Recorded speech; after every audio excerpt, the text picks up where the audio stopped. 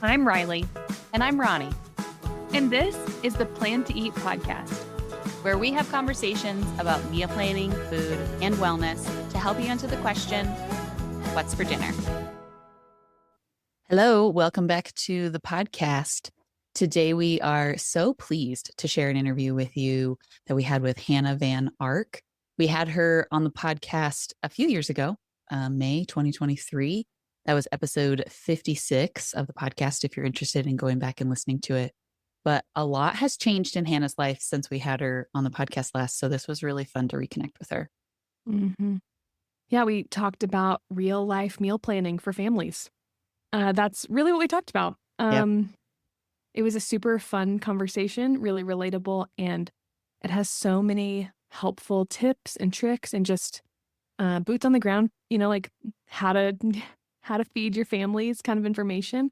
And we really hope that you love it. Well, Hannah, thank you so much for joining us again on the podcast. For everybody listening, we had Hannah on the podcast in May of 2023. That was episode 56 of the podcast. We're now on episode 130 something. So that was a while ago. Wow, that's awesome. Awesome. Well, thank you so much for having me back. I'm so excited to chat with you guys, and I love Plan to Eat. As you know, it's like something I use every single day. So always happy to chat meal planning with you guys here. So let's start with what your business was when we talked last time and how your business has changed in that time. Yeah, so I believe that when we talked last, I was the plant forward nutritionist on Instagram, and that's still like my website and my philosophy and everything. I was focused more on sustainable weight loss in that period of time. And since then, the last 2 years, I've had 2 kids. So my first child was born in April of 2023, and then 19 months later, my son came along. And since then, it's shifted. I mean, my philosophy is still the same: fiber-rich, whole plant foods, nothing labeled vegan or vegetarian, just increasing those whole plant foods. But what I've realized after having kids, after working with moms a lot, is that sometimes it's not exactly the head knowledge that is lacking. It's the actual functional systems and the barriers that are preventing, these balanced and healthy meals from getting on the table for everybody. So I think that a lot of times we're like, oh, if we just know everything and then we can do it all perfectly, then it'll be okay and it'll get better. But really, it's like these systems that might be broken, and we're spinning our wheels with too much of the details and really need to take a step back. And I've had those moments where I am 5 p.m. staring at the fridge, crying kids behind me, totally brain dead, no idea what I'm going to make for dinner. And if I have those moments as a dietitian with a master's degree in nutrition research training, all of this stuff, I started to realize that if I'm having these moments, it's probably not a head knowledge issue for me or for others who are experiencing the same thing. This is a systems kind of problem. And the complicated regimens might be making things too complicated if we're not addressing these barriers in the way. So while it's important to be confident in the nutrition knowledge, it's really even more important to set up a system for success that can help families actually get those meals on the table in a really repeatable and stress-free way. So that's when I sort of transitioned more into family nutrition and family meal planning in particular, because once you have that baseline, it is so easier for everybody to get more nourishing meals. And then for moms too, to be able to pursue their own health goals, which has been a huge barrier, is planning meals for the family while still trying to work on your own health goals. But it doesn't happen without the right system first. So when I started to see that need, I started to shift in that direction. And I still help clients doing all sorts of stuff, but I love to help families kind of create that calm that is lacking in so many dinner time situations. Yeah, for sure. I love that you're talking about this already because we are such a fan of systems and frameworks. And Yes. I just tend to really believe that it doesn't make life rigid and restrictive to have a system. A system actually allows you to free up your energy and headspace and kind of go on autopilot, because you're cool, decisions are made and stuff is just running the way that it's supposed to. I could not agree more. And something a phrase that kind of could be taken out of context, but one that has made a lot of sense in my life, is that discipline in certain areas equals freedom.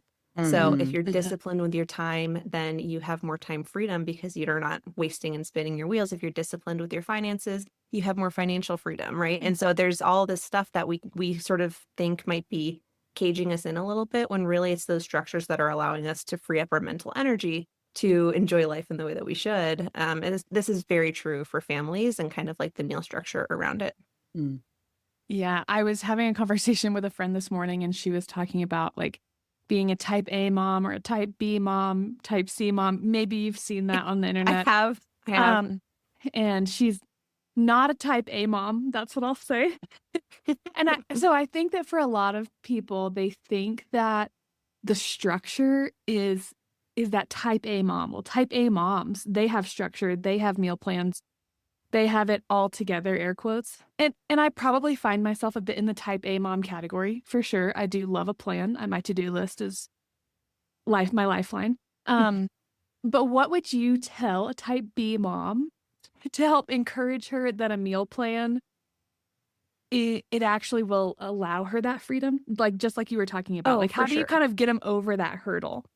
It's really hard. I mean, like, and I have clients who feel this way all the time. Some types of people and some personality types really buck at the idea of any sort of restriction.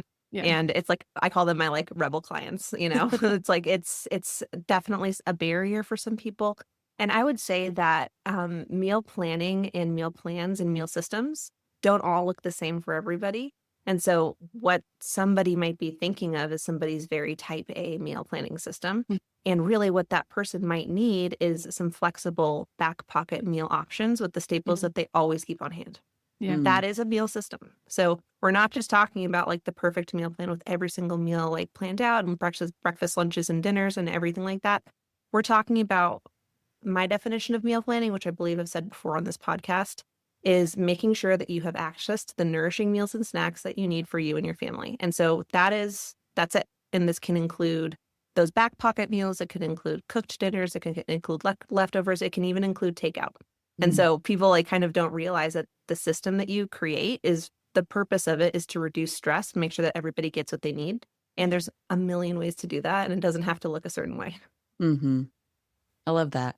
Yeah. Okay, so we know that you are like a plant forward person. That's what we talked about a lot last time on here. But even just given what you just said of like making sure that you have access to those nourishing things, like for people who are listening who might not know exactly what that means, what does it mean to be like plant forward? What does it mean to provide nourishing snacks and meals for your family? Yeah, and I think there's a lot of confusion around that. So this is a great topic. And it will vary a little bit based on families' needs and mom's health goals and things like that. But I do think that for the most part, we're overcomplicating it. And the noise online is making it feel like you need to be paying attention to all of these tiny little details and all these biohacks. And are you hitting your body weight in grams of protein? And, you know, there's all of this noise out there. Really, most families do really well with just like 5 structural components at a meal, in my opinion. And those 5 would be protein, a carb for energy, a fiber-rich food. And this might be the trickiest one because not everybody knows what that means, and I'll explain in just a second. A color, which would be like a fruit or vegetable, Mm-hmm. and a flavor, which could be something like a healthy fat, a sauce, a condiment, things like that.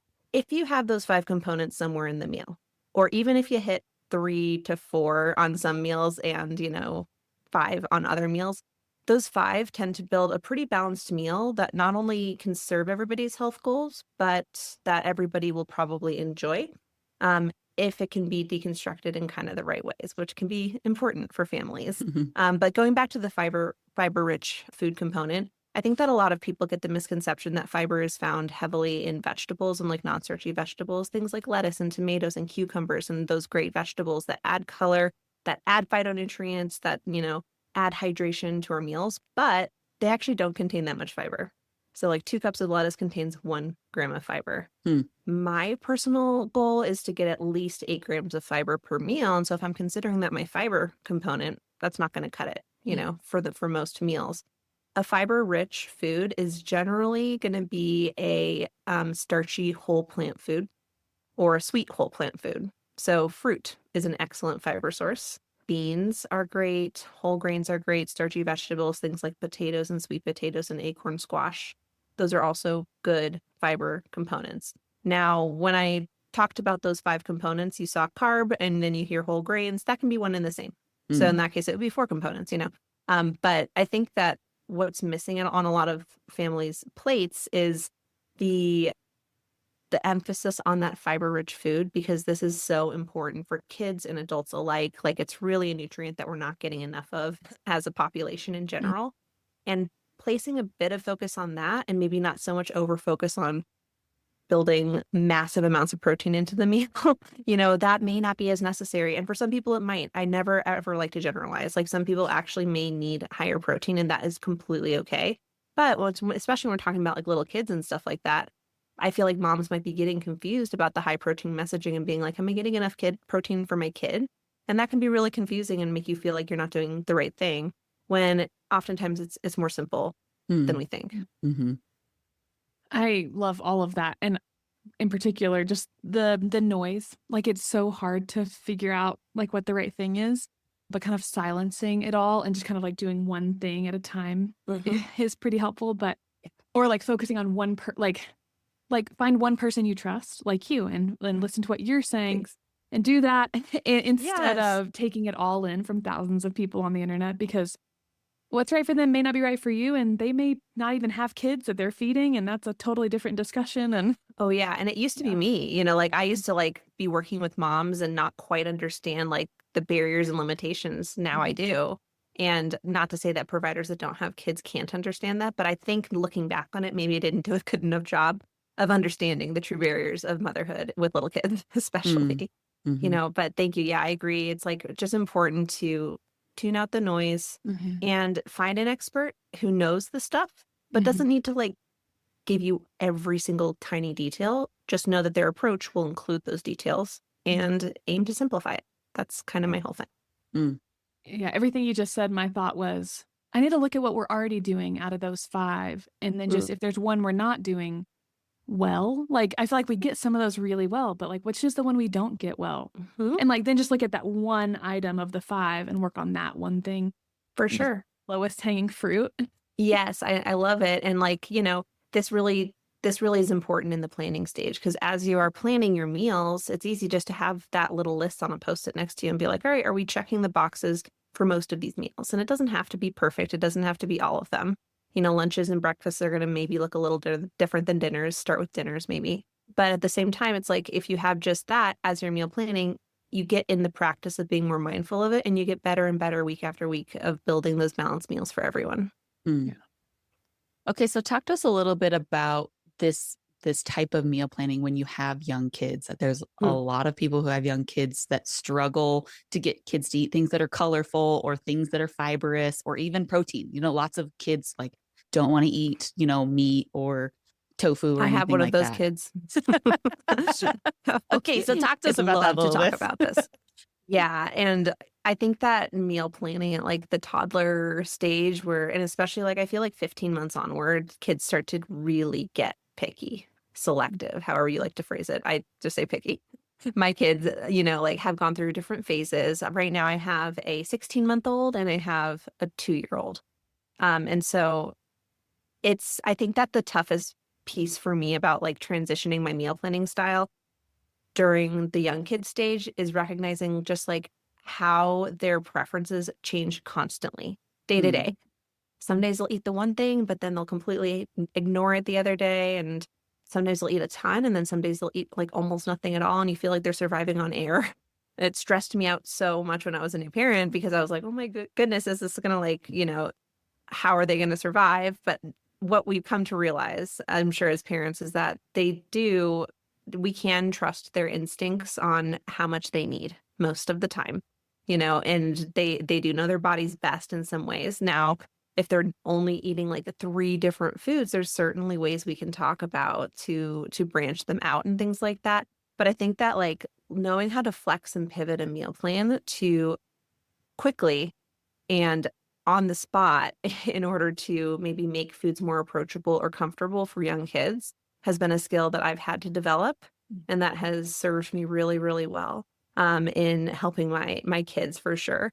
And then understanding, how to support kids in trying new foods and like what are best practices, and I'll come back to this over and over again with my clients and myself and probably in this podcast, but what is your role in feeding, right? Mm. It's really important to understand like what your job is in feeding and what their job is in feeding. And by adopting those roles and buying into them, you take so much pressure off of yourself as a mom if they're not trying the food that you want them to try at the meal.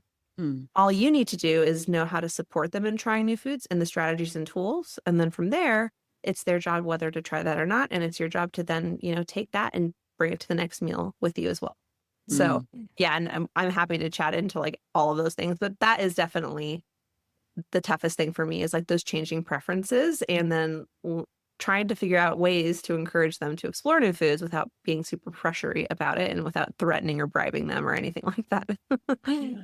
It's so relatable. Like Yeah. you get a kid like where you think you understand and then they change. Like you think you know All what's the going time. on and then they change again. I would love to hear how you pivot your meal plan, like you just talked about. Like they liked they liked broccoli yesterday and today they hate it. How do you pivot your meal plans like on the fly? Like give us some practical boots on the ground examples. I would love to. In fact, let me just take my dinner from last night because this happened to us. We were making a sun-dried tomato gnocchi with white beans, and this is a recipe that historically has been a hit with my toddler, but in the past couple of weeks, she's really, really been disliking sauce. And so she doesn't want anything. She's a plain Jane kind of girl. And this is my 2-year-old. And I was the same when I will say this, I was the pickiest kid in the entire world up until like the age of 16. So when I see these picky kids, like I was that kid and I know I was the plain Jane person. I really didn't want anything on my stuff. So my daughter is in that phase right now. And there's a few ways to approach that. We're eating a family meal. So the foods that the family is eating is what she's going to be eating. Now we can modify that sometimes, but we don't always do that. Some days we say, okay, you can have plain gnocchi and sauce on the side. Some days I say, we're having gnocchi with sauce tonight. Do you want me to put it on it and mix it in for you or just on top? And then that's another way that I can basically give her more control of the meal that's being served while in a respectful way with other foods that I know she'll eat on the plate, challenge her assumption that she can't eat anything with sauce and kind of bring her into that like more accepting of the foods touching kind of like stage. Now that's not appropriate for every kid and every like parent knows their kids best. Last night, what we decided to do was a sheet pan roast, half the gnocchi completely plain, and then kind of serve the sauce on the side for her. And that worked great. She usually doesn't like sauce. She doesn't like to dip with sauce. This was a particular sauce that I'd made that was like a creamy sauce that had like tofu and lentils in it. So I'd blended marinara sauce, tofu, and lentils, and it made this like really creamy rosé kind of like looking sauce. And I was like, this is tofu sauce. She loves tofu. And she's like, oh, tofu sauce. And she was like, she took some with her finger. And I was like, then this is the next thing that I do. I don't make a big deal out of it. If she tries it, I don't say, oh, good job. What do you think? Is it yummy? Like, I really try not to react in a way differently than it would if she didn't try it, because that then kind of creates this dynamic that puts pressure on her to please me, for example. And I try not to do that. Every once in a while I'll be excited if she tries new food, but I try to keep it neutral in terms of like my reaction to what she does. And I was like, yeah, so you can like dip it like this. And I gave her the gnocchi and I said, here's your sauce on the side. I don't want sauce on the side. Okay, well, you don't have to eat it. Big line of mine that I always use. You don't have to eat it if you don't want to, but we are putting it here. This is how we're serving it. And then I just put it on the sides and then I dished up my plate and I had my sauce on the side too. And I started dipping in it and eating it. And Micah likes his mixed in, my son. And so I was like, kind of like mixing his in. And then she started dipping it. And she's like, oh, I like it dipped. And she actually started dipping it. So next time, maybe if we serve this meal, I'll mix it in for her and sort of see if that's a challenge that she can handle at the time, till we're getting to the close spot of actually making everybody have the exact same meal in the exact same format. But what I want to emphasize is that serving one family meal doesn't have to mean that the family eats the meal all the time in the exact same format. I really don't think that that's necessary. And I think that that's often too high of a bar for families to scale when we're really dealing with the picky eating stage. My goal for families is not to have to cook a ton of stuff, just use the same ingredients. But can we reserve some in a more plain fashion? Can we make one, batch less spicy? Can we modify them in ways that are acceptable for younger kids without reinventing the wheel and making them a quesadilla and us eating gnocchi, right? So that's kind of Mm-hmm. my goal, is that we can still eat the same foods as a family, even if we have to deconstruct a little. That's okay in my book. Mm. Mm. You said that so much more beautifully than I could have. That is really the way that we handle meals at our house. Like, I don't cook 2 meals. I Mm-hmm. I I Exactly. have a 6-year-old, and in 6 years of being her mom, I probably have maybe served her something like different than our meal 1 or 2 times. Right. And most often it's because whatever I cooked ended up being more spicy than I realized it was going to. Right. Totally And happens. I'm then forced to make, like I'm kind of put in Right. this place of like, well, she can't eat this. She won't. She can't eat it. I can barely eat it because I made it so spicy. um, but I have tried to say that kind of similar thing on the podcast, but you said that really beautifully because Oh, thanks. I agree. Making multiple meals is not sustainable. And for moms who get to dinner and they're already wiped out and so exhausted, like having to then make multiple meals, which adds more dishes and cleanup and the whole thing, uh, it's just really not the right, It's not the not a way. sustainable approach. Yeah. Yeah. I would Yeah. totally agree with that. And Yeah. yeah, thanks. It's one of those things where the phrases that we use are repeated, and it makes the kids more comfortable with the boundaries and expectations at the table. Mhm. So one thing that I mentioned that I say a lot is, you don't have to eat it if you don't want it, but we are going to put it on your plate.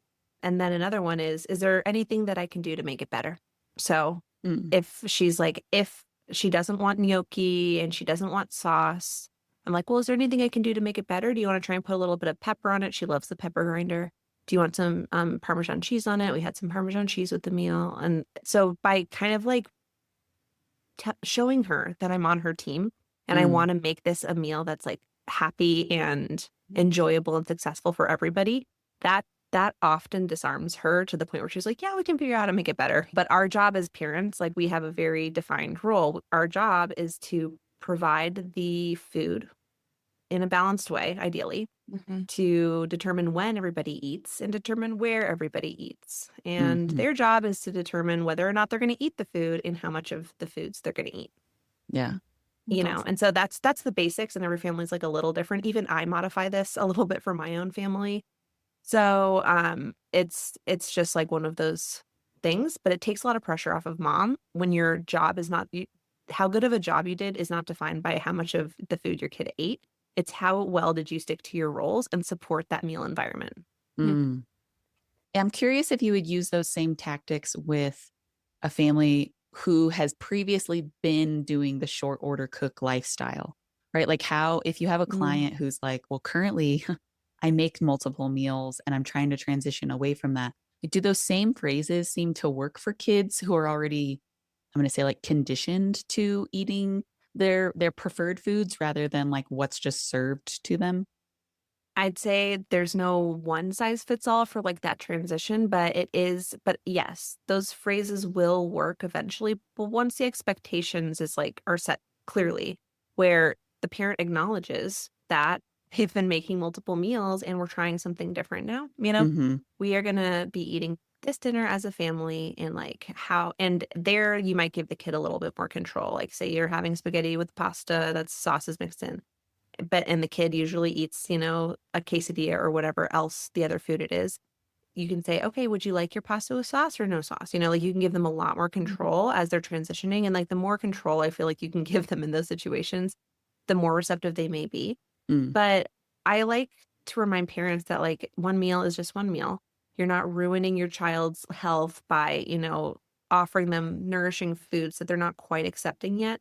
I do always recommend offering a safe food on the plate, which is basically a food that you know that they're going to eat. So for some families, it's fruit.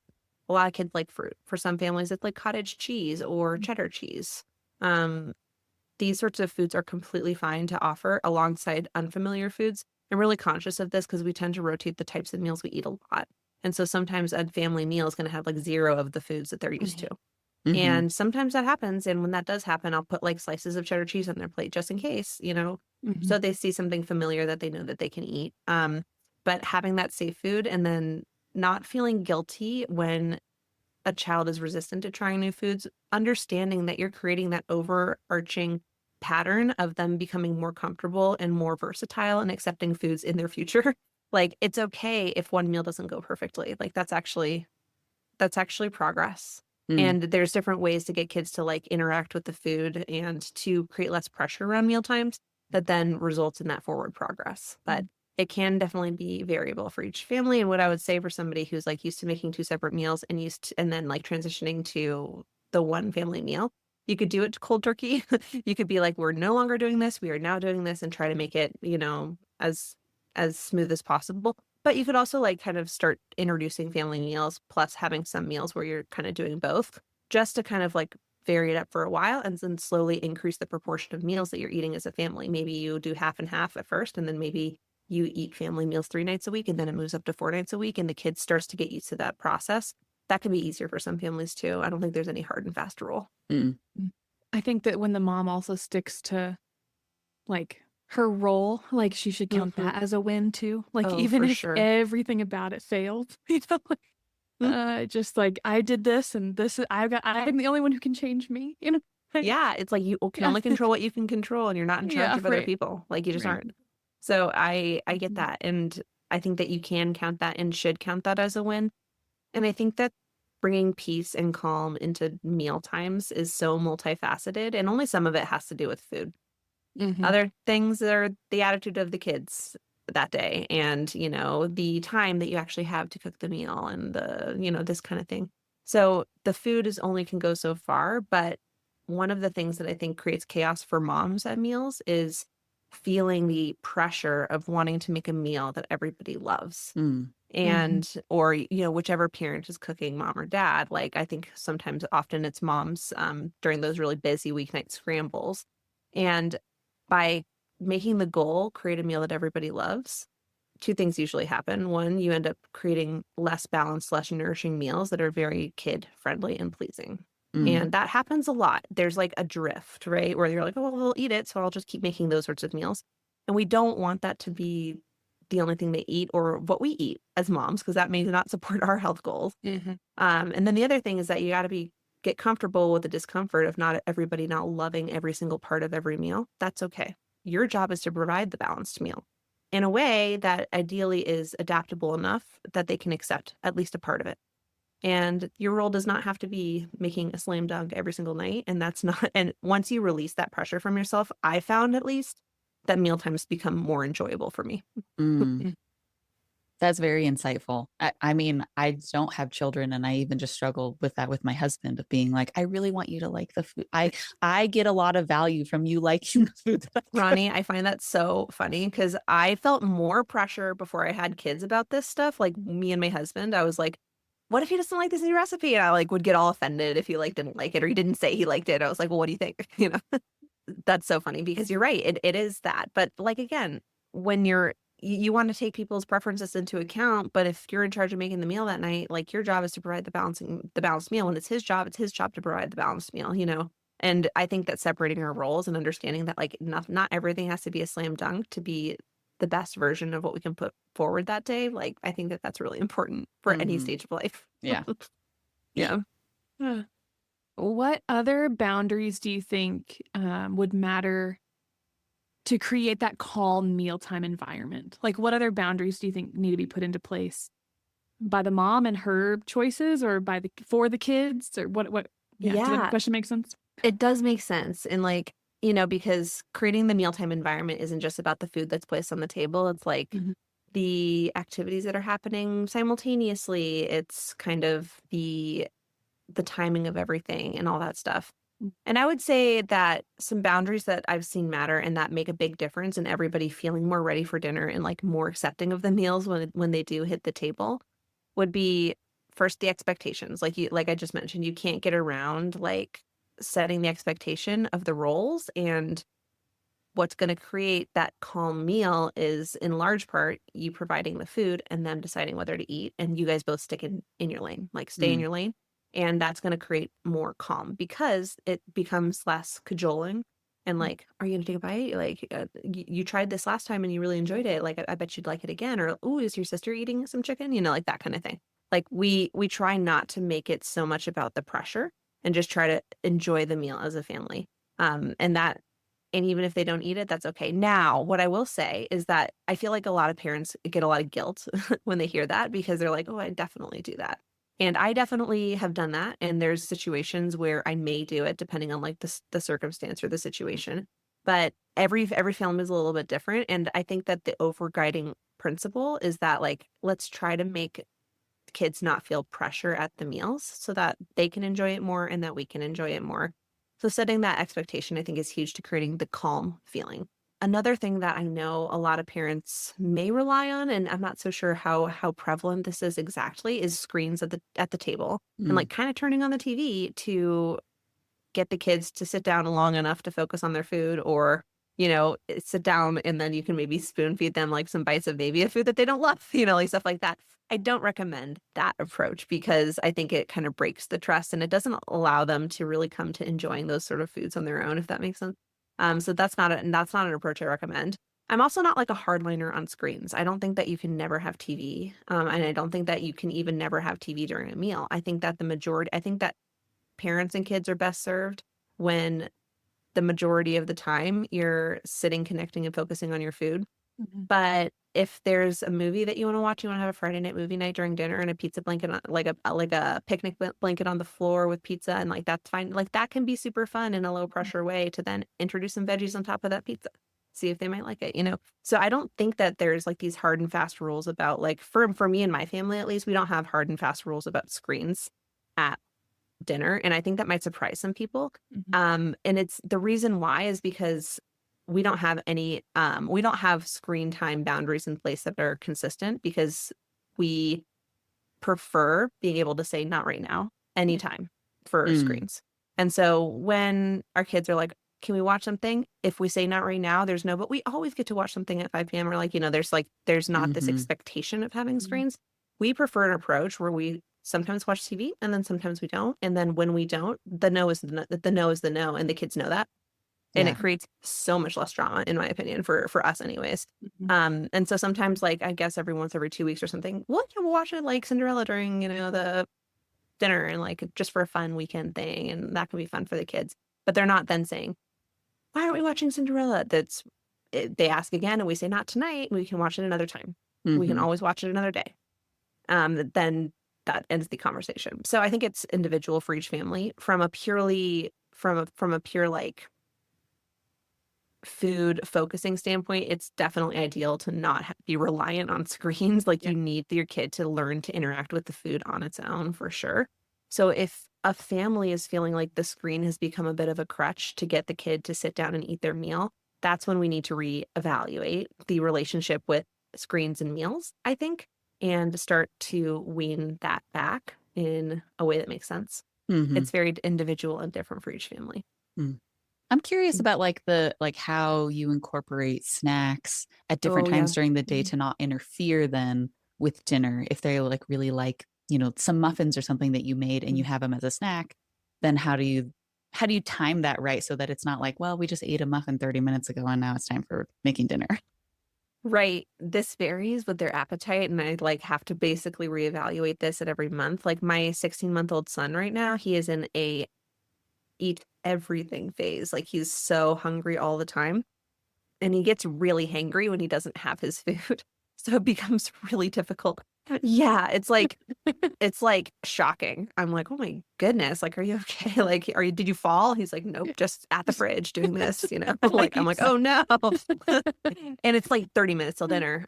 So that's a tough one. I would say that like my big thing is kids going into dinner overly starving doesn't help anybody. It's just a Mm. meltdown waiting to happen, and then they're just going to be so much more resistant to their food. We discovered this with our 2-year-old quite a bit when she first like kind of turned 2. If she was overly hungry or overly stimulated, the dinner would be refused. And so it's a delicate balance, but at the same time, you don't want to be filling their kids up on snacks and milk and all of this stuff right before dinner because then they're not going to be hungry enough to be ready for a meal. I'm a big believer for adults and for kids of distinct meals and snacks. And so I think that it's really important to kind of outline what schedule works for your family most of the time and stick to it. Like if my kid asks for a snack and it's not snack time, I don't give them a snack because it's not snack time. And I know that they will have the opportunity to eat when it's snack time in 30 minutes, in an hour. I Mhm. know that if it's we usually don't do a morning snack because we kind of eat breakfast and lunch close together. I think we eat breakfast around 7:30 and lunch around 11. So unless my kid is like really obviously needs something, we don't usually do a morning snack. So if they were going to ask me for a snack at like 10:30, but we're eating lunch around 11, I'd be like, no, no, we're going to like wait for, the meal. Usually that's okay. If I'm really sensing that they need something, I would rather them go into the meal a little over full than over hungry. And so it's mom's intuition at that point. But I do try to give kids at least an hour and a half between a snack and a meal, just to give you like a concrete number that has been working for my family lately, and that works for my clients as well. An hour and a half between the last snack and the dinner tends to be a sweet spot where like they're not starving, but they're still ready for their food. And you can't underestimate the impact of getting to the table hungry on your kids' willingness to try foods. This has happened many a time for us where, like the other day, it was cottage cheese. Both my kids used to love cottage cheese and they both now hate cottage cheese.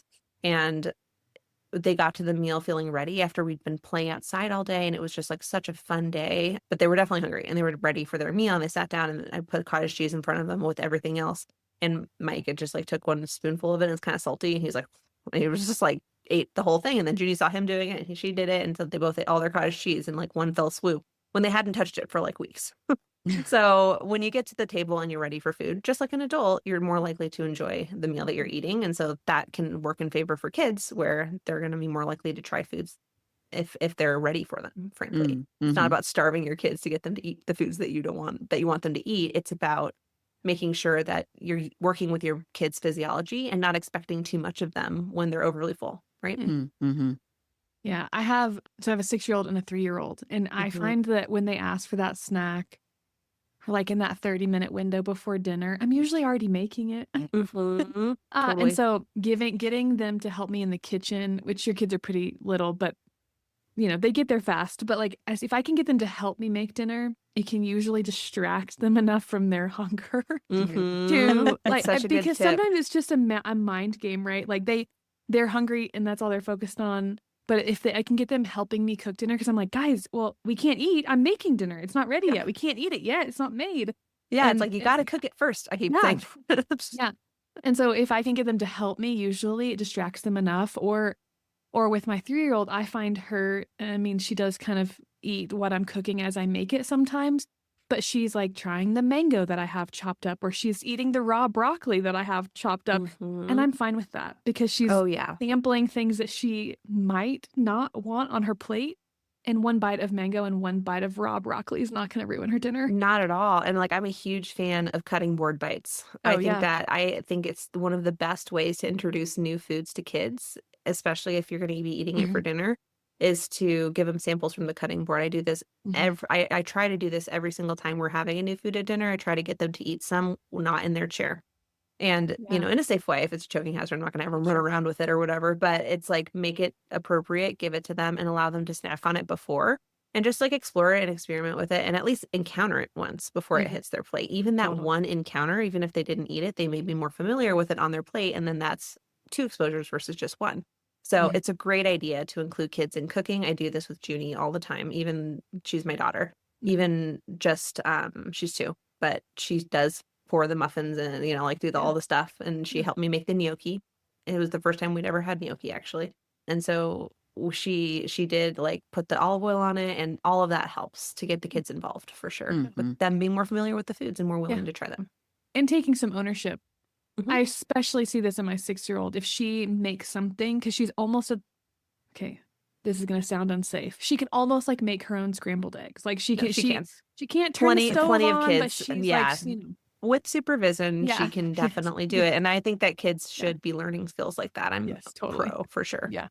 But she, like, as soon as she has made something, she will brag about it. To be very honest, brag is the right word. She'll be like, I made that. I made that. Do you love that? I made that. I made that. Well, it was the favorite thing on your plate, right? I made that. She's like channeling us as moms. Yeah. She's a tiny adult. That is so funny. But that ownership is a big deal too, I think, in meals. Just like being a part of the experience of cooking, and I think it's a big deal. So I agree. Yeah. And so there's a lot of ways to With the snacks thing, it's just like, those distinct snacks I think are really important. And then like not too close to the dinner if you can help it. But cutting board bites, in my opinion, are always fair game. Okay, I feel like we have given a lot of information here. So if you have a mom who's just like wants like a calmer dinner tonight, what's like what's like a couple simple tips you would give out of all of the stuff that we've already talked about? Yeah. So I would say that if you're sitting here and you want a calmer dinner that night, there's some things you can do, but really most of it starts earlier in the week, right? Mm. So it's like you do need to like back it up for the next week. But if you want a calmer dinner tonight, what you can do and what you can focus on more is selecting a meal that's actually designed to fit within the time that you have to cook. I think that people underestimate this factor a lot in the stress. A lot of people are trying to cook a 60-minute meal in 30 minutes and it's gonna cause stress. There's just no way around it. It's like you need to give yourself the time, or if you don't have the time, you need to do some prep ahead or select a recipe that can be done within the time. So selecting a simple and time-bound recipe within the time that you have, and then from there, cooking it, but again, to create that calm dinner time environment, cooking it and kind of detaching your expectation of how good of a mom you are or how good you should feel in the meal from whether or not everybody enjoys this one meal is really, really important because you are doing your job. You are nourishing your family, you are providing the food, and detaching yourself from like their initial experience on the first day, as we're talking about the scenario is really, really important to kind of create that calm environment. And it creates less reactivity from you too, which I feel like sometimes contributes to the dinner time chaos and the dinner time tension is how mom is reacting to people's response to her meal. And so if you can kind of like decouple frankly, your sense of worth about the meal and maybe yourself from their reaction in that moment, it can create this cascade effect of calm. And so that's another thing. It's just like really focus on your stuff and providing, and then you can continue to work on the strategies to get the kids to accept the meals better. But that's not a one night thing. It's going to be a long process, and there's a lot of tools to learn, and there's a lot of things we can do in terms of prepping to make these meal times run smoother. But just those two things I think could really help moms who are like thinking about it tonight and then moving into the rest of it another time and with more intentionality. Awesome. Yeah, that's great. Do you have any other questions, Riley? No, I think we could talk for a really long time about kids and food. I think we probably could too. There's so much to cover, which is why it's like, yeah. this is why like the coaching program, like this is why I am actually dealing with this with moms, because it's like, it's not just a one conversation. It's like a process for sure. So I feel like we could go forever. Yeah. I'm just thinking like how and all of this goes out the window when you're at grandparents' house. And like, oh my goodness, I couldn't, don't even get me started. Yeah. like snacks in particular. My kids, because all of the grandparents live in different time zones. Yeah. And so it's like snacks before dinner. I'm like, sure. We're like no sugar really before 2 is like kind of our family's like baseline, and like we're not crazy about it or anything like that. But my son who's 16 months old gets Nilla wafers like twice at his grandma's house, like every time he goes over there every week. And honestly, just like as a little note to that, I say not a huge deal. Like what happens in an environment that's not their typical environment is way less important than what happens in their typical environment. Let's focus on the typical environment, make sure that sets up for success. And then if he gets Nilla wafers at grandma's house, I'm not like, burned up about it. It's fine. This is a little bit of a tangent, but I recently have run into 2 very random candies that my grandparents used to keep at their house, like in the grocery store. And one day I sent a picture to my husband, and my comment on it was, I can literally feel these stuck in my teeth. Like, because whenever it's just a really sticky candy. And I'm just thinking about your son and like, not that all of our memories should be food related, but he's going to be 25 and be like, oh, I used to eat those at my grandma's house. Oh, Nilla wafers at grandma's. Yeah. I know, exactly. And that's like a great point that you're making there is it's like, we can't boil all this stuff down to like the optimization shouldn't steal from the joy and those memories. And so, I'm like totally good with it. And like my husband and I laugh about it. She always has candy at her house. This is my husband's mom. And it's like, it's just one of those things, but we would never like make a giant deal out of it unless it started to cause a problem, and it's not. For sure. So Yeah. I love it. Right. Okay, Hannah, tell everybody how they can connect with you if they want to work with you. How do they do that? Give us For all the sure. deets. Yeah, thanks again for having me. And I am on Instagram most of the time, so that's where you can find me mostly. I'm Plant Forward Families on Instagram, so that's plant.forward.families. You can find me there. And please shoot me a message if you heard me through this podcast because I'd love to connect with you. And I do offer a number of different services. I do mostly private coaching and one-on-one coaching. So I do a lot with a plant forward approach to wellness for all sorts of conditions. If you want an anti-inflammatory diet or you want sustainable weight loss, I love working with all sorts of people with that. But my main focus recently has been families, as you can probably tell. And my signature program is called Family Meals Made Simple. And so this is basically for moms who want to go from that chaotic, disorganized, relying on takeout, and their meal plan is just not working feeling to creating those confident and calm dinner times and also focusing on their own health as well, because it's all part of it. So I work specifically with moms to dig into all of these family feeding issues and make a clear, consistent, and repeatable system that works for your family that also supports your health goals. That is my very favorite thing to do, is to support moms supporting themselves while creating this system that creates calm and connection ultimately with their families so that things don't have to feel so chaotic and overwhelming every single week. So I would love to work with any moms who feel like that really connects with them. Reach out to me, and you can apply for that program on my Instagram or on my website. And if this is kind of like hitting you guys and feeling like, okay, this is definitely something I need to think about more, I actually do have a free masterclass coming up that talks about the meal planning aspect. So the topic of it is going to be 5 meal planning mistakes that are keeping evenings and dinner times chaotic, and then also how to fix them. And so this is actually completely free, and I am going to give you the exact mistakes that I see, the top 5 mistakes that I see moms making, and then I'm going to give you the exact fixes within the masterclass of how you can make these like really subtle shifts and have a completely different mealtime experience. And that's all going to be for free. And I'm hosting that on April 30th at 10 a.m. Mountain Time. 11 a.m. Mountain Time. And you can sign up for that. I can probably drop a link on this show, and it'll be on my website at that point too, where you can sign up for it. It's live, and if you can attend live, I'd love to see you and connect with you. But if you can't, a replay will be sent out too. So it's not necessary to be live. Beautiful. Awesome. That's great. Will there be an option for like a Q&A with you during that live? Absolutely. So Okay. that's a really fun piece of live master classes. And this is a class that I'm teaching for the first time. I may not teach it again. I like to go through topics sometimes where I sort of teach on one thing. So this may be the only time I'll teach this meal planning one. But I love the Q&A at the end. So you can expect maybe 40 minutes or so of me diving into these mistakes, showing you the fix, and then we will definitely dive into some Q&A. So if you have specific questions and you want my eyes on a problem that your family's experiencing or something with your kid or that kind of thing, I'd love to chat with you then. Awesome. Beautiful. Okay, I do have one more question. Oh yeah, So let's hear. you're a mom of 2 and you're running a business, and I know you're an active person. How do you balance all this stuff? Oh my God. It's one of those things where I was like, I feel like a lot of the time it feels a little unbalanced. And I think that that's just natural and normal at this stage of life. My motto is relentless forward progress. And so it's like, no matter how many times I get interrupted in my day, I have my path that I want to create that day. And I'm just going to like keep working towards it. Even if the kid wakes up early from the nap, okay, then he's going to come with me and we're going to finish that caption that I'm running for Instagram. And then I'm going to like, I just kind of like try to weave it in and flow a little bit more. It doesn't happen perfectly. And there's definitely been changes that I've had to make in my business, to accommodate just the busyness of 2 little kids like this.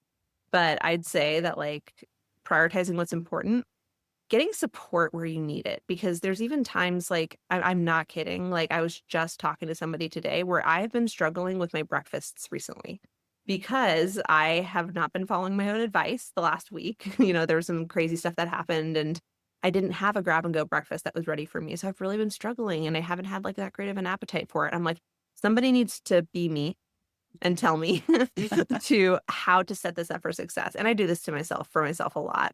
But just being real with you, like it doesn't always flow like perfectly. But if you have somebody in your corner who's pointing out the spots that are going to make the biggest difference for you, that's, I feel like, a really important piece. And Yeah. so, I coach myself, but I also enlist the support of my husband and friends and, stuff like that to support me. But it's definitely a juggle. The struggle of the juggle is real.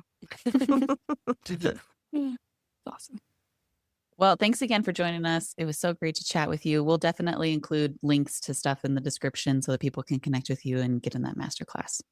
That would be great. Yeah, I'd love to see you guys live and connect with you on Instagram. So thanks so much for having me. This has been so fun.